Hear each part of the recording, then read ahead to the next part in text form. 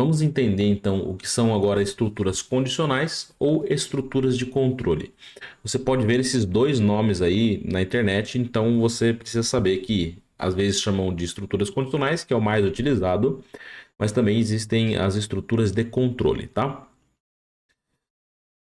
O que são as estruturas de condicionais ou de controle? Para a gente chegar lá, a gente vai precisar entender uma coisa que é um pouquinho antes, tá? São os blocos de código.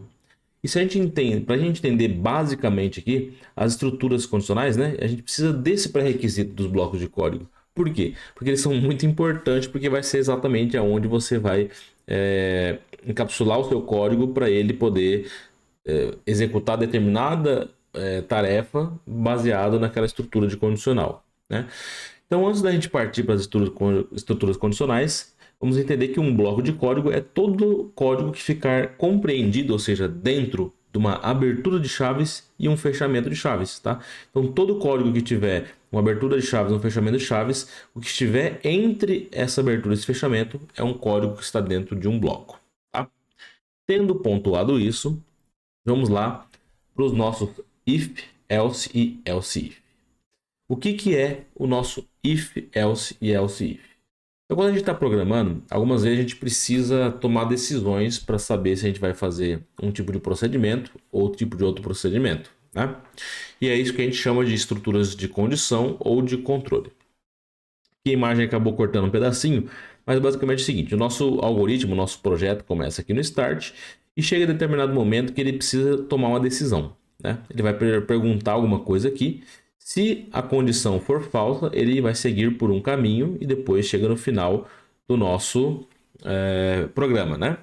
E se a condição for verdadeira, ele vai seguir um outro caminho e vai chegar no fim ali também, tá? Condição verdadeira vai estar ali posicionada num lugar. E depois a gente também tem a possibilidade de adicionar uma outra validação, que não seja somente um caminho. Pode ser terceiro, quarto, quinto, sexto, décimo caminho. A gente pode colocar várias validações. Mas, resumidamente, vamos dar uma olhadinha de como a gente poderia fazer isso aí. Trouxe um código aqui assim, tá? Para você entender mais ou menos a estrutura de que funciona aí uma estrutura de condição, né? Então eu tenho aqui um let resultado e não armazena nada. Se a gente desse um console log agora, ele se retornaria aqui um undefined, né? E temos aqui o const número, que é igual a 10. E a primeira condição é if, se a gente traduzir a palavra if, é se número for maior ou igual a 0 e número menor que 9, então o resultado vai armazenar uma string que escreve número maior ou igual a 0 e menor do que 9. Aí nós temos o else. Else if é se não, se número maior ou igual a 10 e número menor que 33, então o resultado é número maior ou igual a 10 e menor que 33. Se caso eu quisesse colocar uma terceira, um outro else if aqui, eu poderia colocar else if número maior que 33, maior ou igual a 33 e menor que 50. E no final de tudo eu poderia ir colocando vários else if, né? Não é um caminho ideal, mas existe essa possibilidade. No final de tudo a gente pode pôr um else que diz, se não for nenhuma das condições acima, então o número é maior que 32 nesse caso, né? Poderia ser maior que 50, maior que 100 ou qualquer outra validação para um resultado que não fosse encontrado dentro de if, nem else if, né? A gente poderia colocar quantos a gente quisesse, né? E no console log resultado ele vai trazer aqui o resultado que o número é maior ou igual a 10 e menor que 33. Então a estrutura de código se baseia nesse formato aqui. Primeiro a gente coloca o if.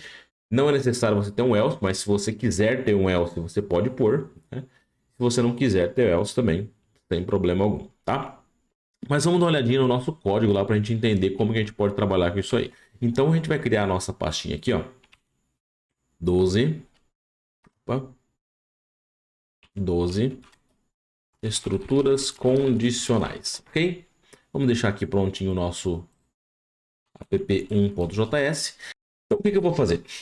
Eu vou fazer aqui uma variável chamada média, const média, tá? Que por algum acaso recebeu aqui uma operação matemática. O cara tirou 10 na primeira prova, 3 na segunda, 7 na terceira e 6 na quarta, tá? Então, esse é o resultado da soma. Eu vou colocar isso aqui entre parênteses, né? Para ele fazer a soma primeiro. E aqui eu vou dividir por 4, que é o número da média dele. Eu não vou fazer essa conta aqui só para a gente ver funcionando a estrutura de condição, tá? If, se média for maior ou igual, melhor, igual a 10, eu vou armazenar um let também. Resultado, tá? O resultado é aluno aprovado com nota 10.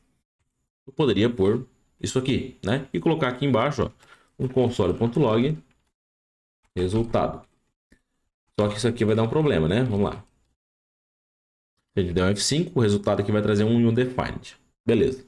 Mas eu poderia armazenar o seguinte: aluno reprovado logo de cara, né? E somente se a nota fosse 10, eu conseguiria pôr essa informação de aluno aprovado com nota 10. Para a gente testar isso, eu vou colocar aqui 10 também. 10 e 10. 10 mais 10 mais 10, 40 dividido por 4 vai dar 10, né? Então, aluno aprovado com nota 10, né? Mas eu vou voltar aqui aquele número e tirar também aqui essa inicialização do meu resultado. Porque agora eu quero fazer a seguinte validação. Else, if, se a média for maior ou igual a 7 e menor ou igual a 9, e média menor ou igual a 9, então eu coloco resultado aluno aprovado com uma boa nota. Ok? Colocaria aqui ainda else if, se média for igual a 6, resultado aluno será encaminhado para a recuperação. Se não, ele não tirar nenhum tipo de nota dessa, o resultado vai ser aluno reprovado. E agora a gente vai executar aqui para a gente testar. Olha só, ele trouxe aluno reprovado, né? Por quê? Vamos calcular isso aqui. Olha lá, a gente pode até usar essa... Aqui a gente vai colocar um console na média aqui, mas a gente não precisa usar a calculadora, né? A gente tem aqui o nosso código, a gente não precisa de calculadora. Então, olha só, a nota do aluno é 6,5. Mas espera aí, será que a minha conta tá certa? Só se a nota do aluno for 6,5, que eu tenho que aprovar ele com a recuperação? Não, né? Por quê? O aluno tirou mais que 6, então ele pode ir para recuperação, né? Porque senão, nesse caso, eu tô penalizando um aluno que tirou uma nota maior que 6. Então, o que eu faria? Maior ou igual a 6 e média menor que 7. Agora sim faria sentido. Olha só, o aluno será encaminhado para a recuperação. Agora eu vou colocar que o aluno tirou 3 e vou executar. Aluno reprovado. Mas agora eu vou colocar 7 aqui e 5 aqui. Vamos ver o que ele vai dar. 7, aluno aprovado com boa nota. E se a gente colocasse 10 em tudo, aluno aprovado com nota 10, tá? Então eu poderia colocar quantos else ifs eu quisesse aqui, né? E por fim, um else. Mas se eu quiser tirar o else também, olha só, aluno aprovado. Agora, se eu colocar uma nota muito baixa aqui, ele vai dar um not a number, né? Ou um defined, porque ele não entrou em nenhuma estrutura dessa aqui, né? Então é tranquilo da gente fazer isso aqui também. E se a gente quisesse colocar aqui aluno reprovado, porque se ele não entrar em nenhuma dessas estruturas aqui, quer dizer que ele já é um aluno reprovado. Então eu poderia fazer, nem validar, e só colocar a mensagem, também apareceria lá aluno reprovado, tá? Então estruturas de condicionais são essas aqui. E uma coisa muito importante é o seguinte, que nós vamos começar a combinar informações e funcionalidades. Por exemplo, vamos combinar aqui, ó, estruturas condicionais, barra de controle, mais operadores lógicos, né? Porque olha só, a gente está utilizando aqui o maior ou igual, estamos utilizando o de comparação, mais comparação. Temos aqui que é o E, que é o nosso operador de lógico, né? Então a gente começa a combinar as coisas para que a gente chegue num resultado final de algoritmo, né? Então é importante a gente entender que a gente vai acumular todos os outros conteúdos para que a gente possa construir cada vez mais aplicações complexas e mais completas, né? Trabalhamos aqui também com variáveis do tipo const, do tipo let, e isso é muito interessante da gente saber e entender, né? Voltando ainda a falar aqui sobre a parte de bloco de código, se a gente lembrar lá em variável, vamos voltar aqui em variável, ó, nós falamos que o let, ele adiciona um valor, ele pode ser alterado, mas tem uma coisa que era muito importante, que eu vou pegar nos slides aqui, que é em relação às informações da variável, vou abrir ela aqui, ter escopo global ou local, né? E const o let tem um escopo que é no bloco. E agora que entra esse aprendizado nosso aqui, tá? Eu não quis explicar essa parte no momento, porque isso não fazia sentido, mas agora já faz sentido. Então vamos aproveitar esse slide aqui e vamos partir aqui para o nosso 13 e colocar variáveis escopo. Vamos colocar aqui app1.js e vamos fazer o seguinte, seguinte validação. If, vou colocar aqui const média igual a 10, tá? Se média for